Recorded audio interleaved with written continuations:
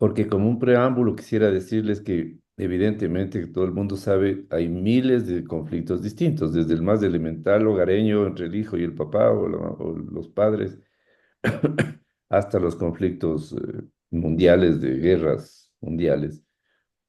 Y más o menos los conflictos en la academia están encasillados en diferentes, por ejemplo, hay el conflicto intergrupo, que es un conflicto entre dos grupos distintos, digamos, no distintos, dos grupos con intereses distintos, en que se enfrentan el uno al otro y ese tiene sus características, tiene sus formas de enfrentarlo y sus formas de resolverlo.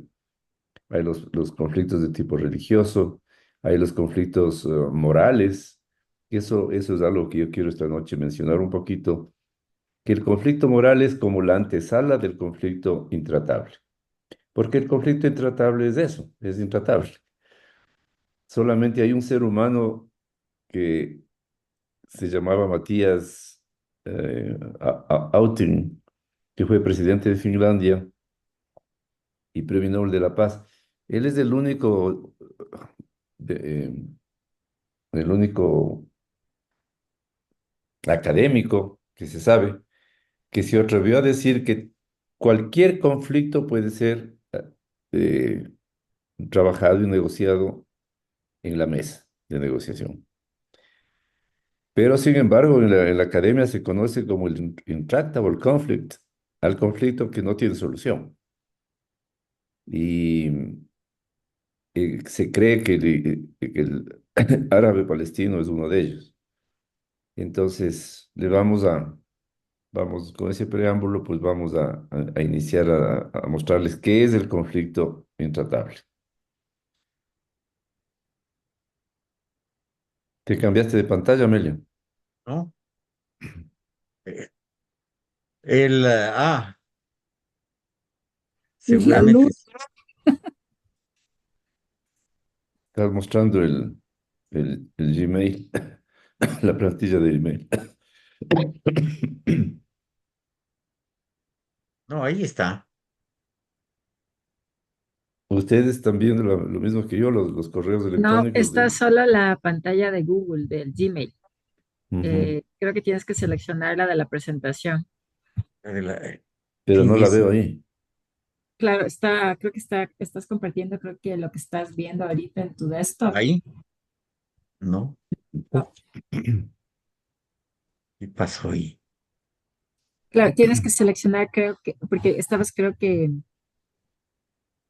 o darle otra vez doble clic en la presentación para que Sí, ya se, estaba en PowerPoint. ahí se está Ahí abriendo. está.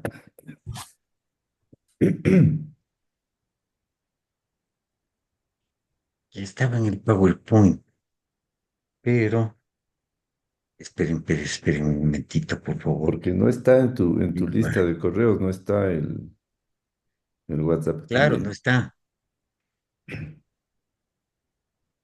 ¿no?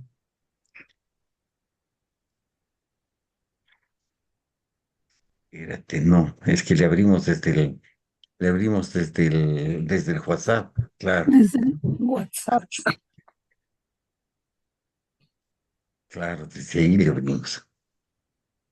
¿Qué pasó? Ahí está. Ahí está.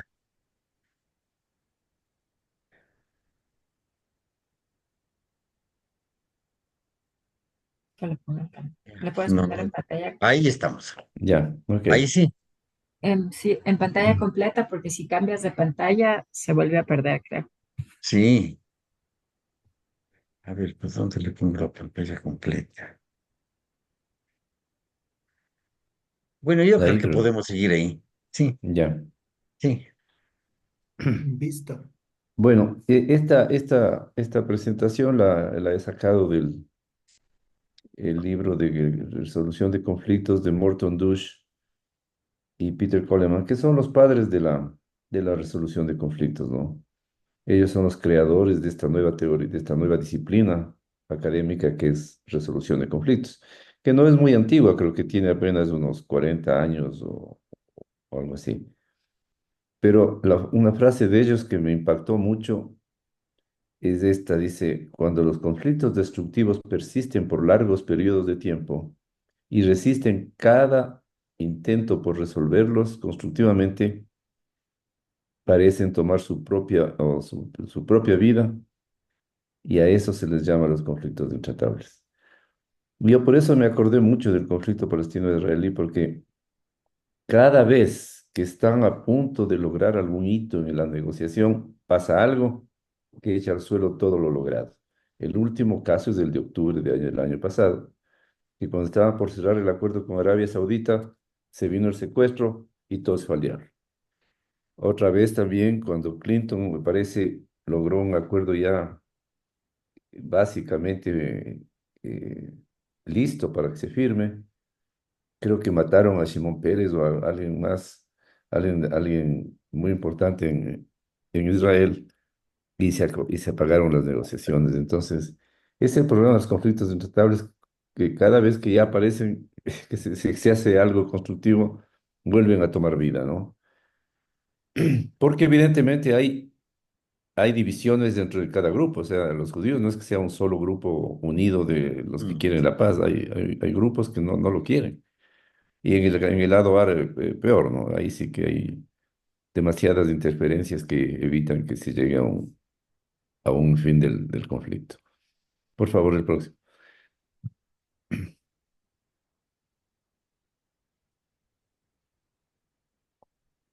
Bueno, esta frase aquí es la que ya la acabamos de mirar. Pero, ¿qué es lo que pasa? Que estos conflictos desembocan siempre en resultados negativos para las partes. Desde el desprecio mutuo hasta atrocidades como los asesinatos, violaciones o genocidio. Lo que pasó en Irlanda del Norte, recordarán, era tremendo, ¿no? Como se mataban en las calles, dice. La ex Yugoslavia. La ex Yugoslavia tuvo que dividirse en 5 países para aislar los focos de diferentes etnias, diferentes religiones, para que más o menos puedan vivir en paz. Y ahora, pues, el asunto palestino-israelí, que por sí solo habla de lo que significa un conflicto, ¿no? De esta dimensión, como de un conflicto intratable. Y, Estamos, y claro, uno de los autores, Smith, dice que el 40% de los conflictos entre estados duraron 10 años o más, y el 25% lo hicieron por 25 años o más. ¿Cuánto duró el conflicto peruano-ecuatoriano? Ya no recuerdo, pero debe haber sido más de 25 años, ¿no? Desde el 40 y creo que fue el 42 se inició el problema, son 60 años que duró. Eh, Ahora, domésticamente, pues los países se enfrentan a muchos conflictos, sobre todo intergrupo, por causas de racismo. Y yo creo que muy pocos países se libran de ese problema, ¿no? Y poco a poco vamos a ir viendo aquí temas que debe preocuparnos a los ecuatorianos respecto a nuestros conflictos potenciales, que yo los veo muy graves. Pero aquí hay conflictos de raza, aquí hay conflictos de inequidad, aquí hay conflictos de género, de aborto y muchas otras cosas más. Pero ¿cuáles son las características de un conflicto intratable? Primero, su persistencia.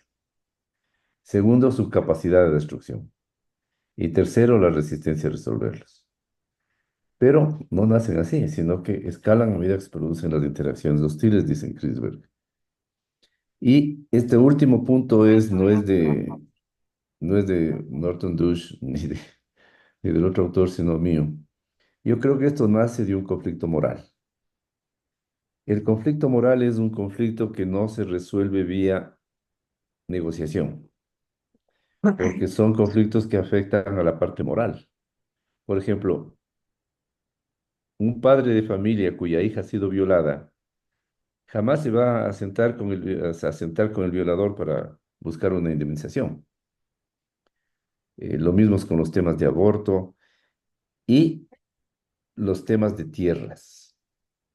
Arrebatarle la tierra a una comunidad es gravísimo, sobre todo en el mundo campesino, ¿no? Aquí en la ciudad pues estamos acostumbrados a comprar y vender terrenos porque no tenemos ningún asidero al lote de terreno. Si mañana compro un terreno en Iñaquito y pasa y vendo ese y mañana hago otro en Cumbayá, Pues son terrenos, pero no tienen un asidero moral conmigo. En las comunidades indígenas, por ejemplo, no es así. Ahí están enterrados sus abuelos, están enterrados muchas veces sus hijos. Entonces, arrebatarles la tierra a una comunidad es un asunto muy grave. Por eso es que la minería es un ejemplo clásico de conflicto moral. Y si este conflicto moral no se resuelve adecuadamente, puede desenfocar en un conflicto intratable. De lo que yo recuerdo, pues cuando en 1917 le dieron ese pedazo le asignaron los ingleses ese pedazo de tierra a Inglaterra, perdón, a Israel. Para mí, ahí se originó el conflicto moral y luego ha desencadenado en lo que es hoy, ¿no?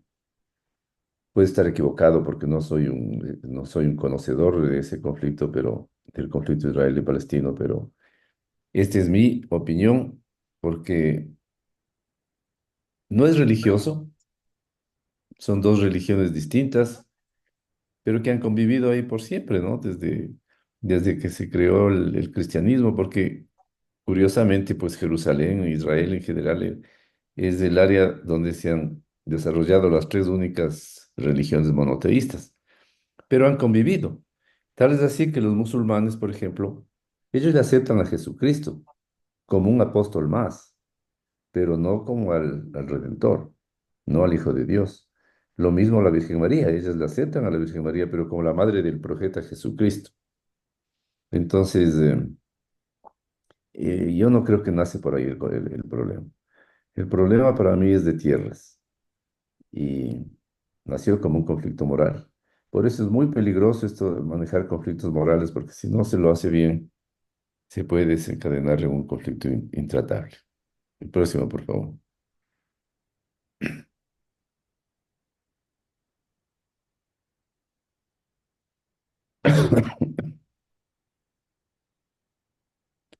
Claro, los conflictos intratables, pues luego ya se desarrollan donde hay estos grandes desequilibrios de poder y donde los más poderosos explotan o controlan a los menos poderosos. Ahí está el colonialismo, el etnocentrismo, el racismo, el sexismo, el abuso de los derechos humanos entre rivales, etcétera. Si ustedes se ponen a ver, los ismos son los creadores de los grandes conflictos. Colonialismo, etnocentrismo, racismo, el sexismo. Los ismos son gravísimos. Esos hay que, el gobierno o los gobiernos deberían tener departamentos especializados para tratar de canalizar estas emociones respecto a los ismos. El nacionalismo.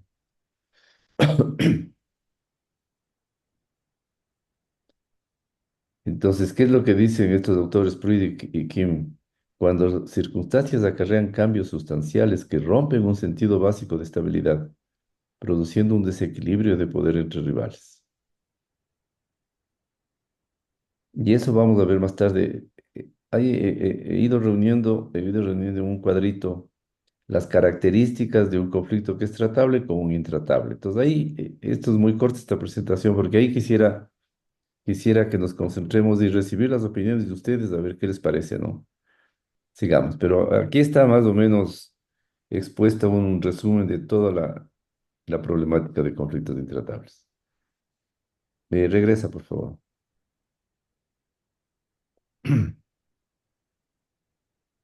Claro, los problemas tratables pueden ser integrados o divididos para negociarse satisfactoriamente entre las partes.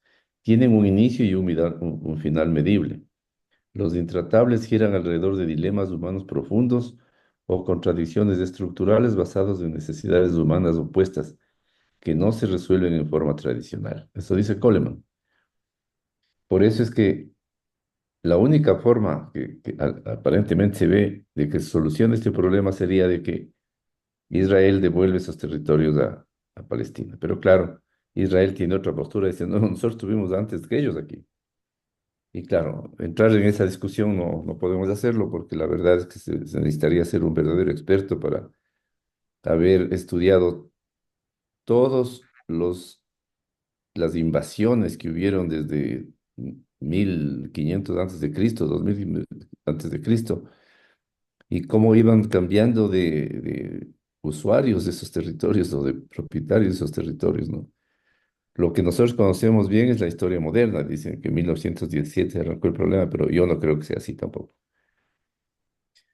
Eh, los elementos emocionales expresados como simbolismo son críticos de un conflicto intratable, porque contaminan los elementos tangibles, como el derecho al agua, la posesión de tierras, dinero, que a su vez gatillan hostilidades. Este fue el caso de Paquilla, ¿no? La relación entre las partes se desarrolla en circunstancias de que las estructuras sociales son excluyentes, limitando el contacto intergrupal, lo cual promueve el desarrollo de imágenes abstractas estereotípicas de la otra parte y con ello visiones autísticas de violencia intergrupal.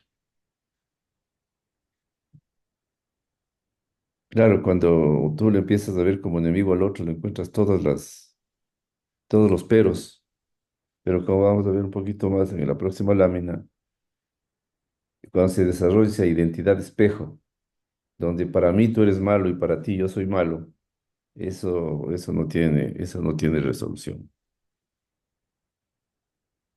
A medida que el conflicto escala, los grupos opuestos se vuelven más polarizados mediante el discurso in-group y hostilidades out-group, desarrollándose una identidad opositora, alimentada por la negación del otro y el menosprecio del out-group.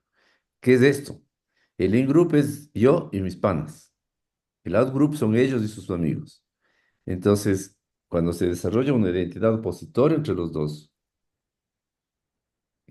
de por medio el desprecio. Y eso se ve clarísimo, por ejemplo, en los estadios, ¿no? Los hinchas del Emelec les dicen Samba Canuta a los del Barcelona y los Barcelona lo mismo a los del Emelec. Y se genera una relación de odio que a veces pueden ser hasta de sus mismos familiares que pertenecen a los diferentes equipos. Ese es un caso típico de cómo el in-group destruye al out-group y viceversa. Estos procesos tienen un eje emocional, desgraciadamente. Ese es el problema, porque se vuelven emocionales, ya no son económicos, entonces ya no hay manera de negociar. ¿Qué prima ahí? La humillación, la frustración, la rabia, la amenaza, el resentimiento entre grupos y profundos sentimientos de orgullo, estima, dignidad e identificación entre grupos. Entonces, Pearson Littlejohn afirma que las reacciones extremas del conflicto son primordialmente basadas en respuestas emocionales y la discriminación alarga el conflicto. Y esto es una cosa que todos deberíamos tener en mente. Lo que no perdona el ser humano es la humillación. Jamás, jamás debemos humillar a nadie. Esa es una reacción sentimental que no la borrarás nunca. Y eso pasa en los problemas de intergrupos, ¿no? A medida que transcurre el tiempo, se combinan varios procesos de comportamiento para subir el nivel del conflicto intratable, tales como el estereotipo. Claro. Ah, no, pues si es peruano es malo, pues si es mexicano es malo, si es colombiano es lo que sea. El etnocentrismo, las profecías autocumplidas. Esto es curioso, la profecía autocumplida es un tema en que uno mismo lleva a que se cumplan nuestras ideas. Por ejemplo, si tú conoces y eres amigo de alguien y este amigo pasó sin advertir que tú estabas ahí y no te saludó, entonces tú inmediatamente asumes de que está bravo contigo.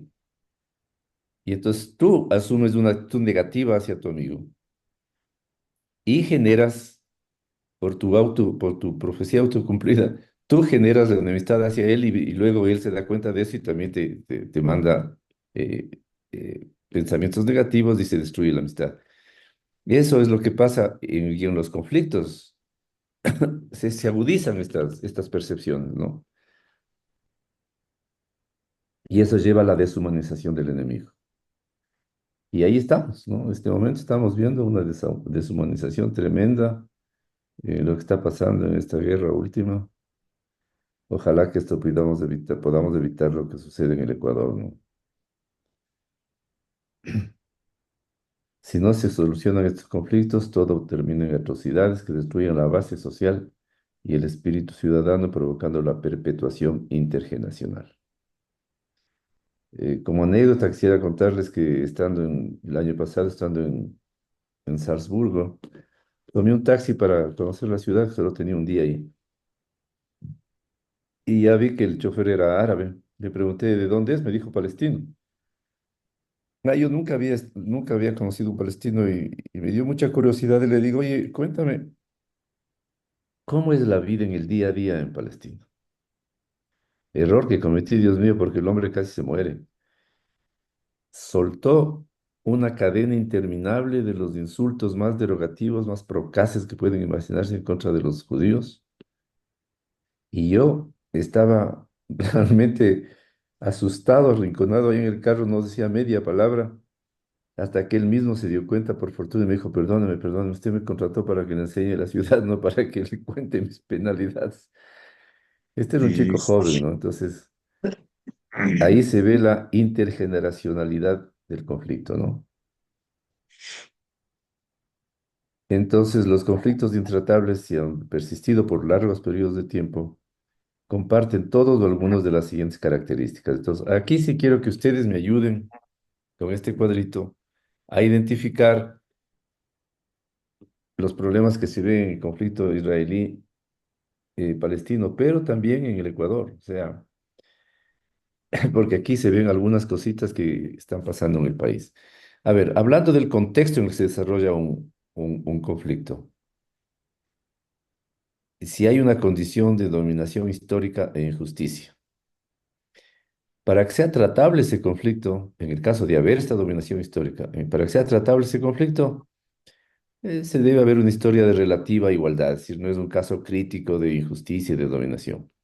Pero los intratables tienen una historia de opresión, penetración cultural y dominación estructural. En el caso palestino-israelí, por ejemplo, yo no veo eso, pero en el caso ecuatoriano sí. Nuestra historia de opresión tiene 500 años, ¿no? Respecto a la comunidad indígena. Penetración cultural, ni se diga. Pues cambiaron sus religiones, cambiaron sus idiomas, cambiaron todo. Y hay una dominación estructural absoluta, ¿no? claro. Entonces, este es un tema que en el Ecuador debería afrontarse con seriedad por parte de los gobiernos. Porque esto sí es que debería ser una política de Estado, ¿no? Perdón, Manuel, hay un tema que es vital para nosotros, que es la historia del Ecuador, les decía yo alguna vez. Es como esos libros de la Biblioteca Nacional, que tenía arrancadas todas esas hojas en donde se hablaba de la historia de la ciencia y del pensamiento científico en estos lados.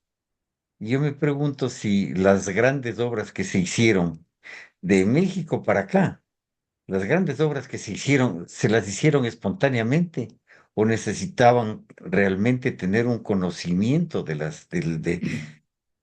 y es evidente que los rastros que dejaron sobre todo los españoles, los rastros que dejaron, nos dicen que el calendario maya fue un ejemplo de mecánica celeste, ¿no?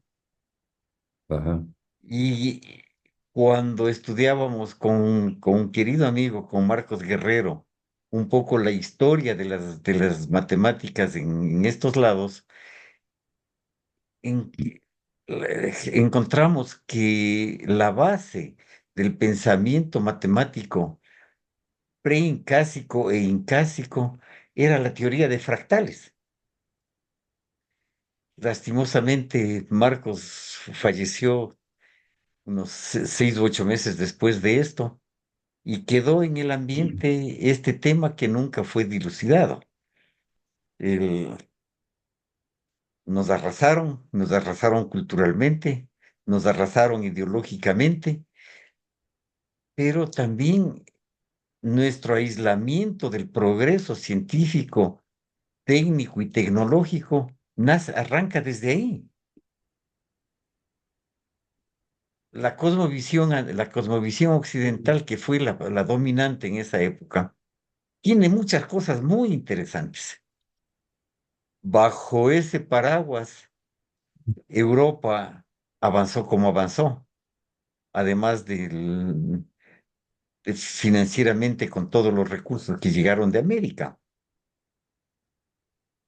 Y la Bueno, cosmovisión hay andina, mucha tela que cortar, ¿no? hay mucho. Bueno, ya Sí, López Obrador reinició la hoguera, ¿no? Con el tema este de las disculpas del rey. Y las disculpas de España dice, bueno, agradezcan que fuimos nosotros y no los de inglés, porque si no, no existirían, ¿no?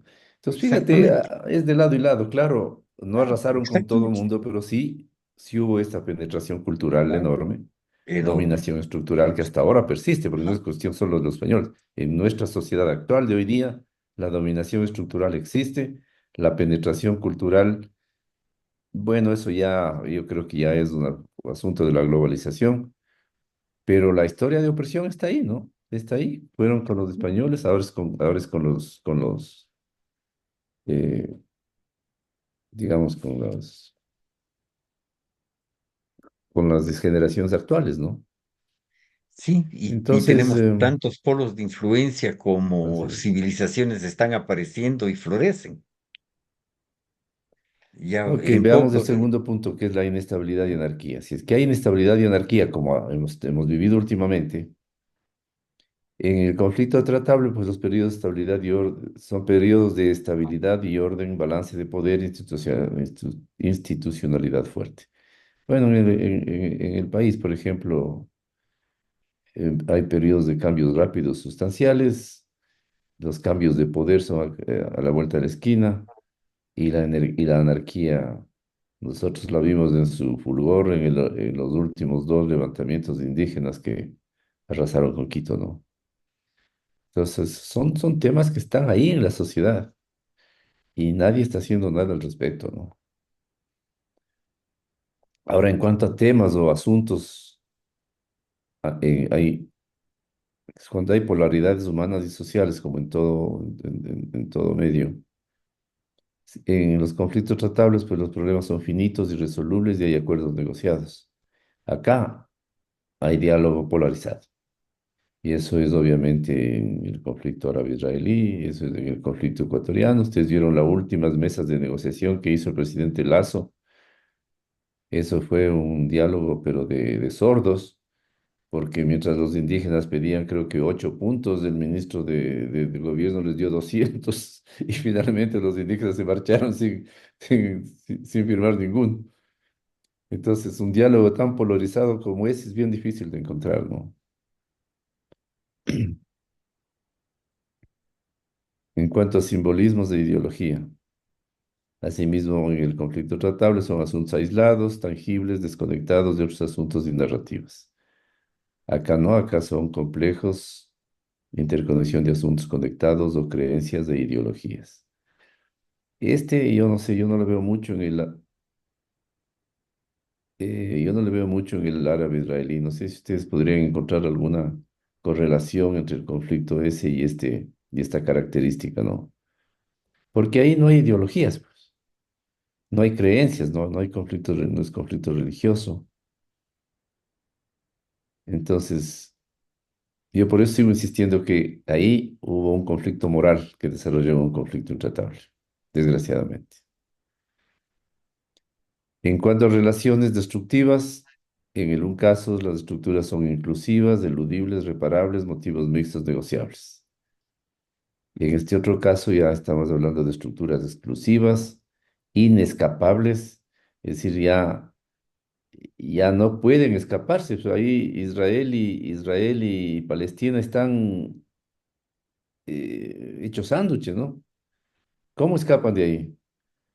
La única forma sería de que uno de los dos salga a otro territorio que no sean vecinos. Son motivos intensos con un eje intratable. Aquí yo le veo mucho más claro el tema del territorio. Identidades de grupos opuestos, dice, en el un caso no relacionados al conflicto, complejos, abiertos, adaptables. En el otro caso son identidades colectivas polarizadas, monolíticas y exclusivas, y que además están congeladas. Y que ese también yo le veo en el caso ecuatoriano, que esta es una relación de polarización que está congelada desde hace 500 años.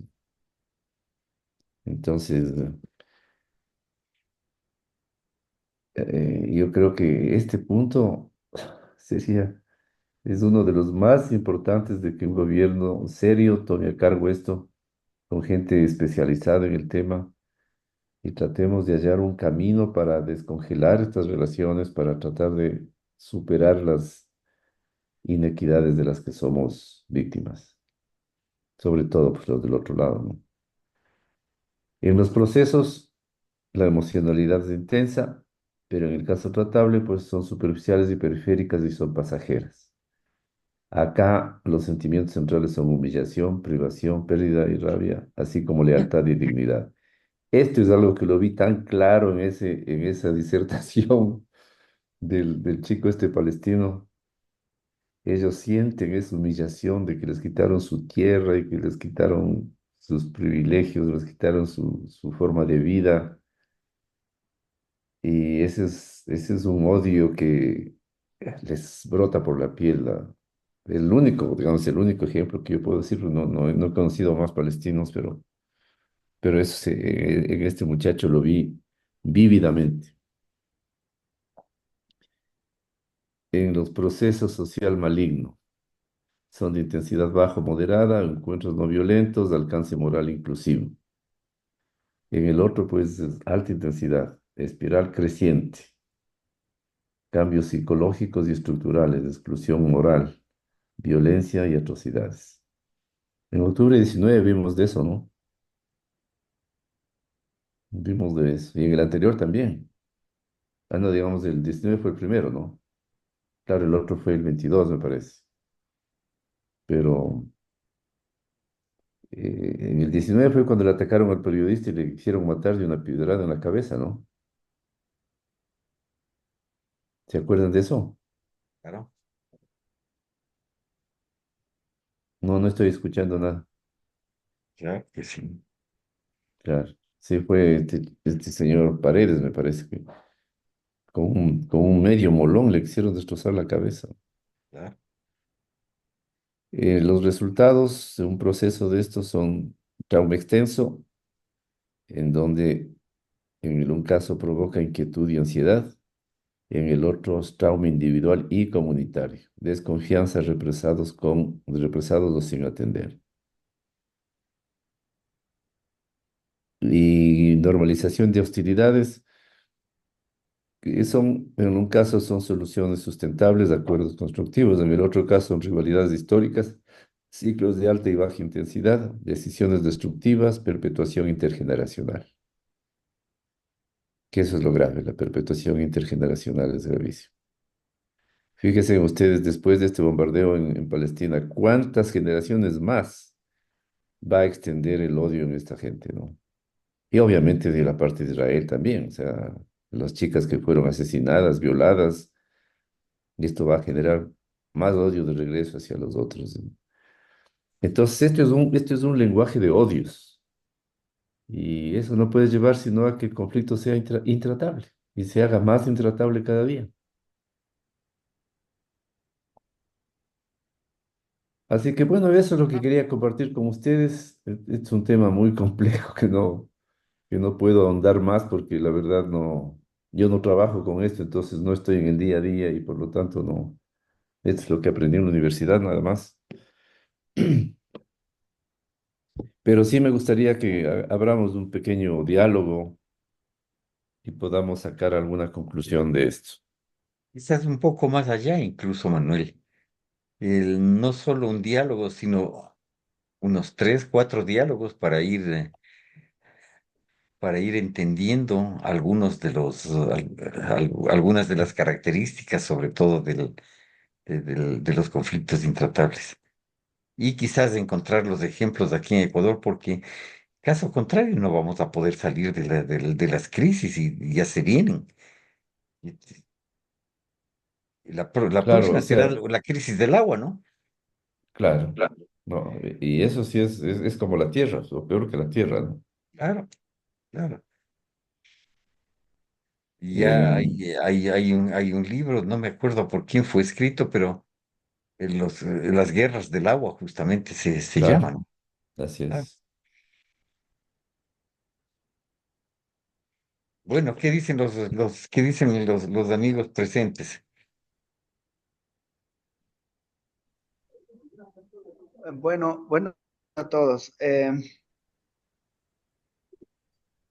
En relación con el conflicto, discúlpeme, Ronquera, pero voy a tratar, digamos, de ser explícito y corto. Yo he estado en Israel algún tiempo, conozco muy bien el conflicto árabe-palestino y como tuve la oportunidad de vivir, digamos, mucho tiempo en Europa, yo también viví todos los procesos, digamos, de las guerras que hubo en el siglo pasado y también de las negociaciones que se llevaron a cabo. Eh, el problema palestino, obviamente, el problema israelí-palestino es efectivamente un conflicto de tierras, pero hay que situarlas en el contexto histórico correcto.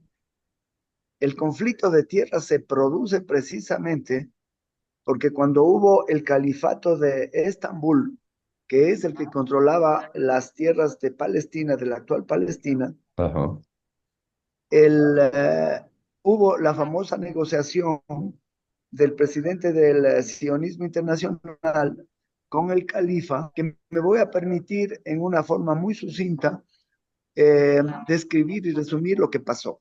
perfecto. Ya, resulta en la guerra prusiana, puso a un oficial judío francés de haber espionado a favor de Alemania, de la Alemania imperial. Es el famoso caso Dreyfus. Ese fue el inicio precisamente del, de la creación del movimiento sionista mundial, porque en el juicio que fue en Francia, se pudo claramente constatar la grave división y el grave, digamos, racismo que había en Europa en contra de los judíos. O sea, que ahí empieza el problema. Entonces ahí hubo un señor que era un periodista judío austriaco, si no me equivoco es el señor Herz, quien asistió era abogado, y él asistió al juicio Dreyfus. Y se dio cuenta que en la sociedad francesa había un profundo odio y desprecio al pueblo judío. Entonces él regresa a Viena y dice, esto no puede continuar, y llama al primer Congreso Sionista Mundial, que si no me equivoco fue en el año 1888. Y él llegaron alrededor, si no me equivoco, de alrededor de unos 400 o 500 representantes de todo el mundo, de todo el pueblo judío, y él les expresó lo que él había vivido en el juicio al mayor o coronel o Dreyfus. Y entonces él dijo, en Europa existe odio al pueblo judío. Y era verdad, y era totalmente cierto. Y había habido ya muchos pogromas contra el pueblo judío en toda Europa. Y entonces deciden formar el movimiento sionista mundial. Entonces ahí dicen, ¿cómo vamos nosotros a lograr regresar a Palestina? Porque efectivamente, no, el mandato británico, que efectivamente empezó en 1917, no les permitía regresar a los judíos en forma a la Palestina. Entonces, él se fue directamente a hablar personalmente con la reina de Inglaterra y le dijo, tenemos un grave problema de odio racial en Europa y tenemos que de alguna manera unificar al todo pueblo judío en Europa. Y lo dijo con visión, porque pueden pasar atrocidades futuras.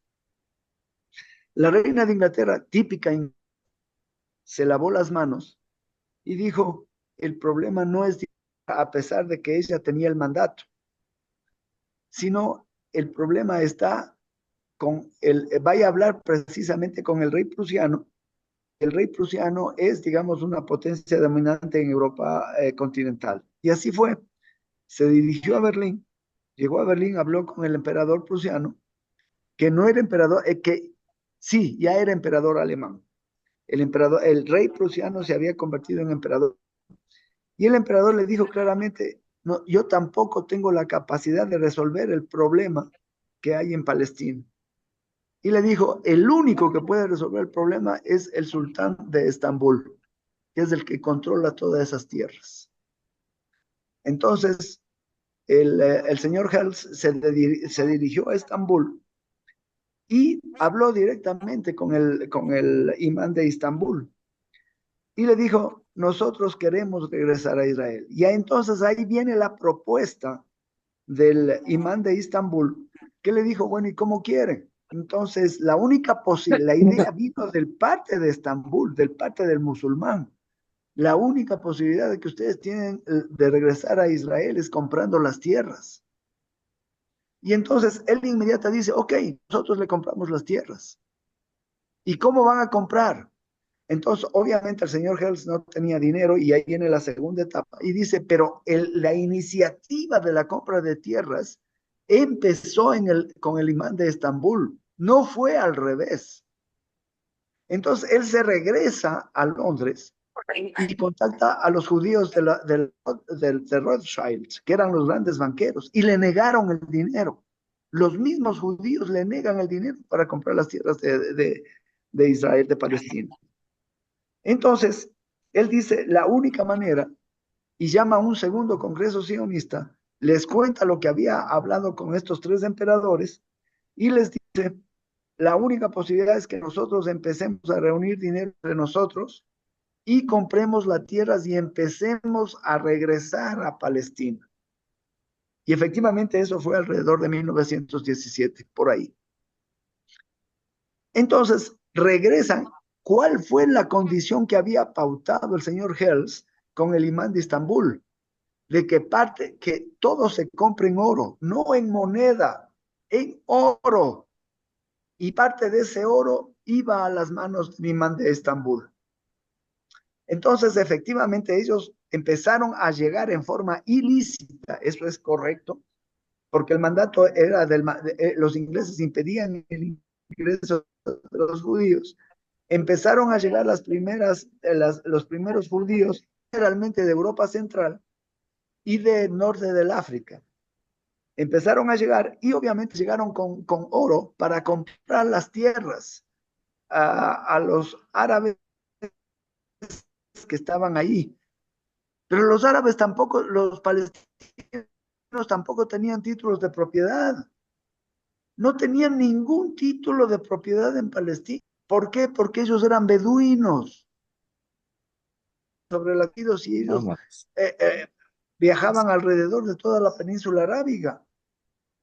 Sin embargo, los judíos muy inteligentes empezaron a comprar las tierras con oro, le entregaban una parte al imán de Estambul y firmaron entonces con los árabes, que obviamente eran ignorantes, porque no sabían leer y escribir, y firmaron los documentos de compra-venta de tierras y los hicieron notarizar.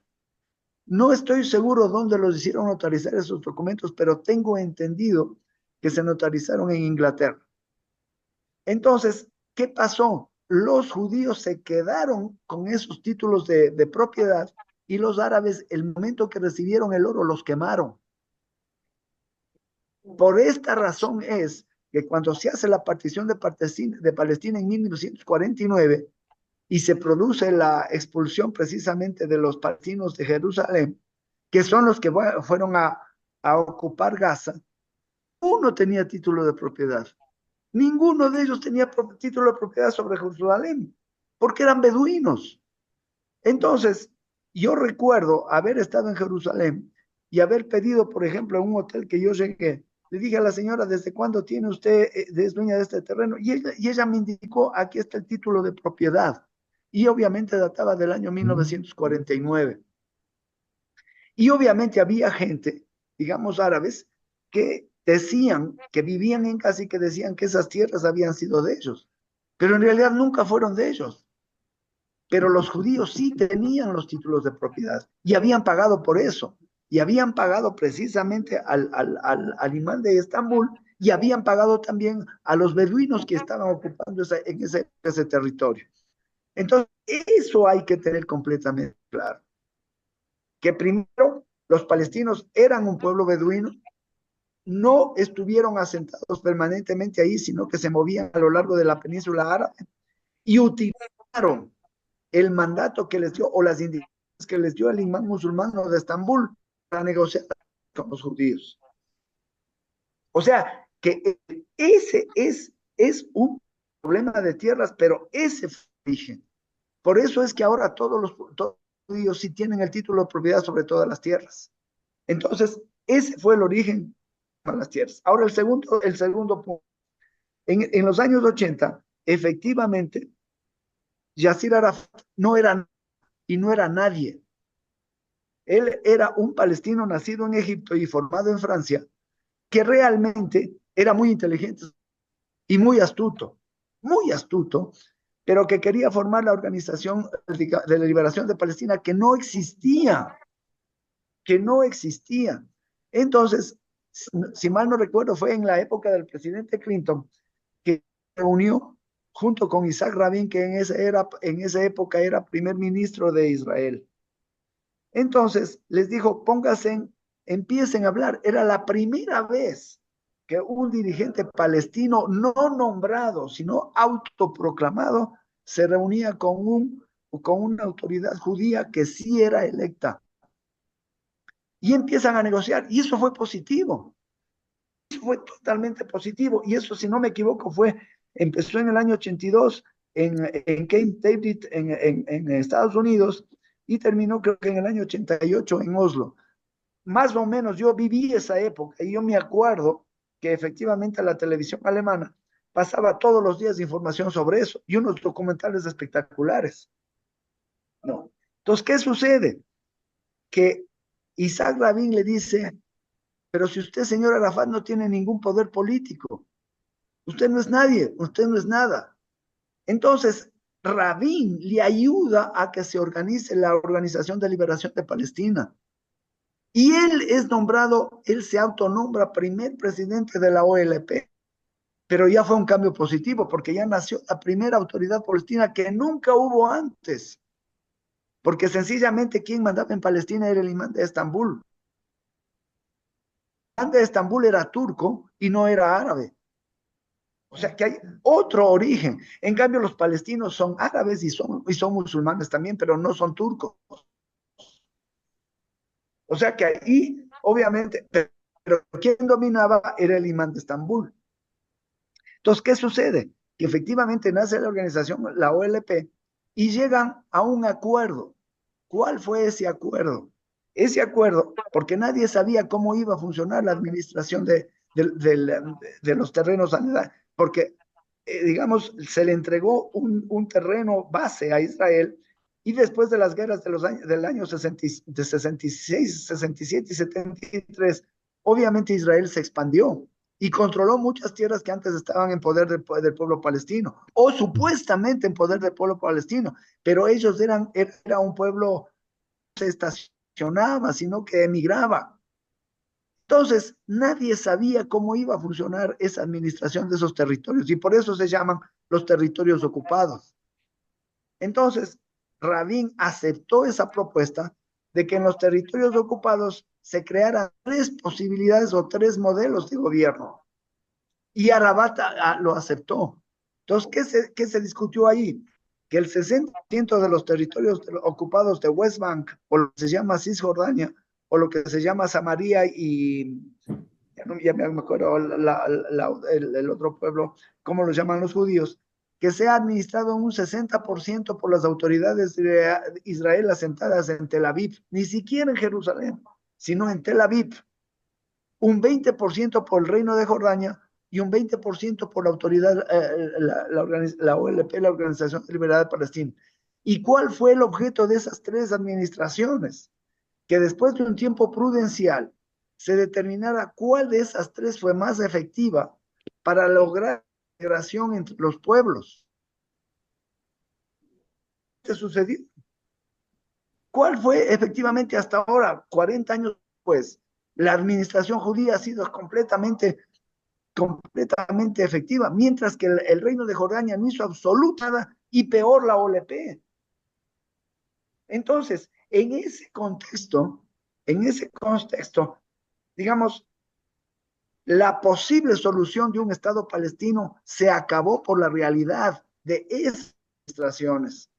Y Gaza fue un desastre. La administración de Gaza que les dieron a los palestinos fue un desastre en todo sentido. Y ellos vivían de la caridad de los países árabes porque no era inclusive incapaces de recaudar sus propios impuestos. Y por eso es que Israel les digo, si ustedes no pueden recaudar los impuestos, yo les voy a recaudar a ustedes y yo les doy recaudando esos impuestos y les doy para que ustedes hagan agua potable, electricidad. Nada de eso hicieron. Nada de eso hicieron. Yo me recorrí Jordania y cuando yo me recorrí y no me recorrí, ¿y cuál es el problema? Es otra realidad que yo observé. La mayoría de la gente de Occidente que recorre, que va a visitar Israel, nunca recorre ni siquiera la misma Jerusalén, peor Cisjordania, peor Gaza y peor los territorios ocupados. Recorren en lujosísimos buses donde ni siquiera se bajan a hablar y intercambiar conversaciones con los mismos judíos o con los mismos palestinos. Hice todo lo contrario. Yo me fui en bus y a pie y recorrí todo eso. Y entonces me di cuenta que no, es imposible. Un Estado palestino es imposible. ¿Qué me di cuenta? Que efectivamente en los territorios ocupados, que ahora que se llama año de West Bank en el lado inglés, hay más o menos, si no me equivoco, 3 millones, o habían 3 millones o 4 millones de palestinos. La mitad de esos estaban totalmente integrados al Estado de Israel. Y la mitad de ellos les iba excelentemente bien, como ciudadanos judíos de origen palestino o de origen árabe, no me acuerdo cómo se especificaba. En Gaza no sucedió eso. En Gaza todo fue un desastre. Entonces, la única manera de resolver el conflicto árabe-israelí es precisamente a través de lo que se ha conseguido en Cisjordania. Otra posibilidad no lo hay. O sea que si los políticos de todo el mundo que hay la posibilidad de un Estado palestino, eso solo está en la mente aferrada de estos señores diplomáticos que no saben la realidad de lo que concluye, efectivamente es un problema de tierras, efectivamente fue un problema de tierras, pero esas tierras fueran vendidas y negociadas por la potencia dominante en esa época que era el imán de Estambul. Y los judíos, el pueblo, obviamente mejor preparado y más inteligente y digamos con visiones completamente diferentes, aprovechó esa oportunidad para comprar esos territorios. O sea, que ahora no hay ninguna posibilidad de que el palestino que sí fue expulsado de Jerusalén en el año 49, pero porque eran nómadas, no eran habitantes permanentes de Jerusalén y fueron metidos ahí, obviamente, por los árabes para crear conflictos, porque se veía de la creación del Estado de Israel. Entonces, la única solución que yo posible en Gaza es complicado. Yo personalmente pienso que en Gaza les van a expulsar a todos. Y no es que les van a expulsar de su propio territorio, no. Gaza es un territorio ocupado por la gente, por los que fueron expulsados de Jerusalén.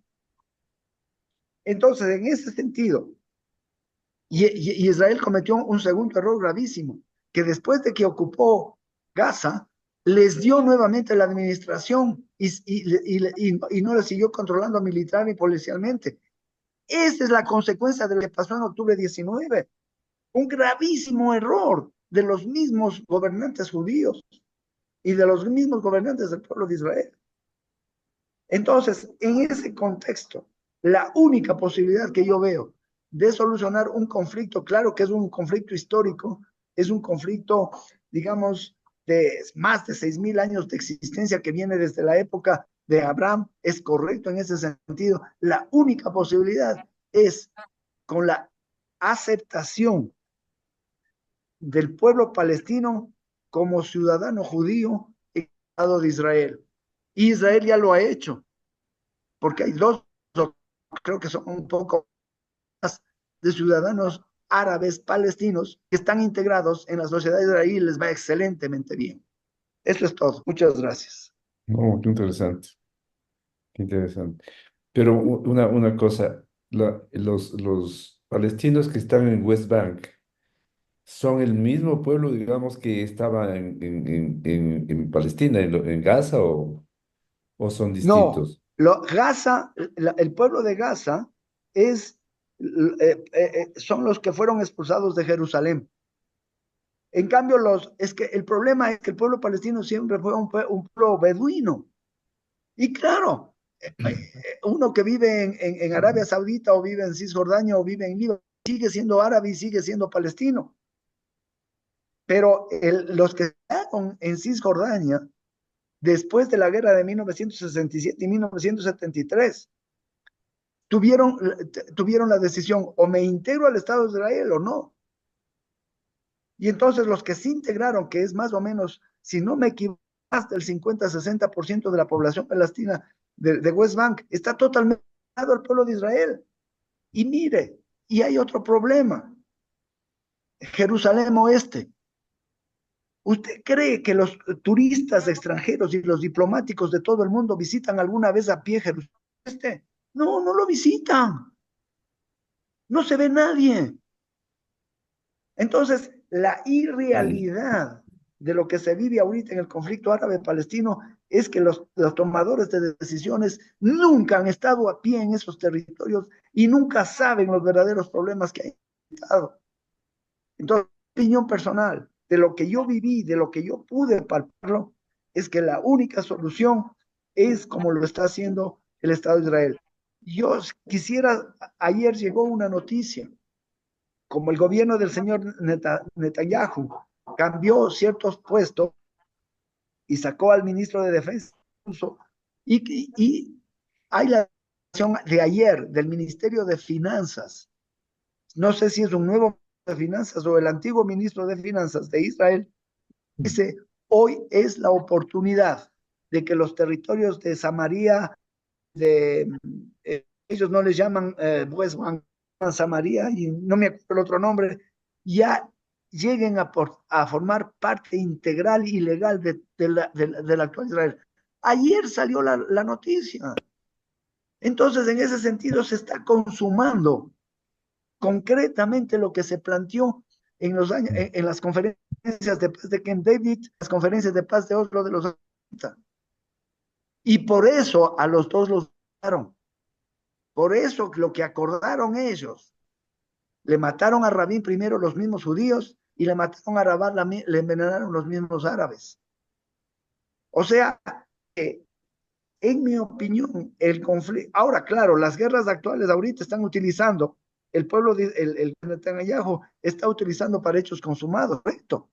Pero si usted estudia o si ustedes estudian concretamente lo que está pasando ahora y lo que pasó en los años 80, ven claramente que es una consecuencia de esos acuerdos. Es decir, ahorita el gobierno de Israel tiene completamente claro que es una oportunidad única, histórica, para arreglar el problema de Israel de una sola vez. Y nuevamente el conflicto no fue provocado por el pueblo de Israel. El conflicto fue provocado por el pueblo palestino. Exactamente lo mismo que en 1917 cuando vendieron sus tierras. Lo que pasa es que hay un relato histórico o un relato de noticias, obviamente en contra del gobierno de Israel y en contra del gobierno judío. Entonces, es verdad y real de que el pueblo palestino de Cisjordania está integrado actualmente al gobierno de Israel de Jerusalén.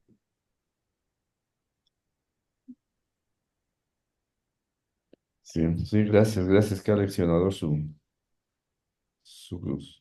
sus expresiones. Qué interesante. Una cosa cuando se vive y cuando se vaya y se ve todo el proceso.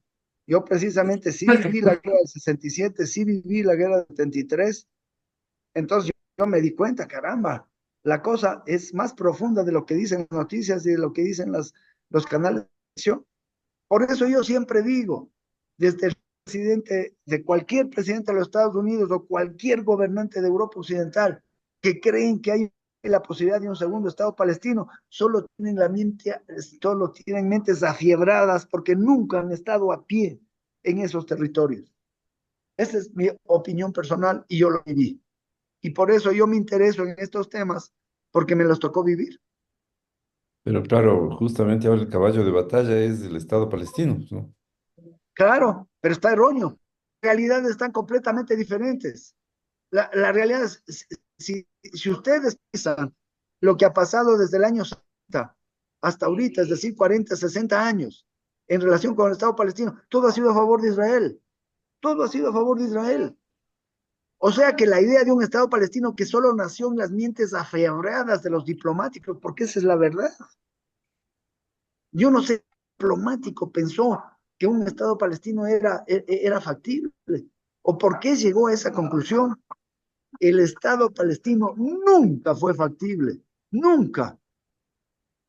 Pero obviamente el caballo de batalla de ahora, de todos los gobiernos del mundo y de las Naciones Unidas mismas y de los diplomáticos, es que no es real, el segundo Estado palestino no es real. Y ya se ha demostrado, en 60 años no pudieron administrar ni siquiera Ramallah pudieron administrar, que es su propia pseudo capital. Vayan ustedes y vean la situación como viven.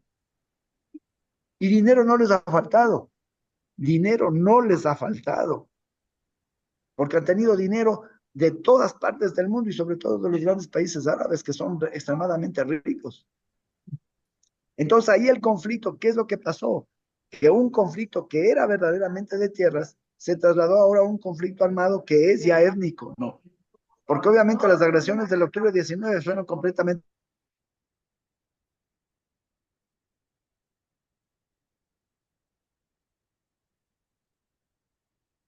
¿Aló? ¿Aló? Bueno, queridos amigos,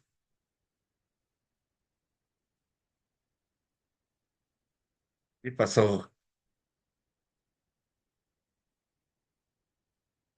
¿Pasó algo con tu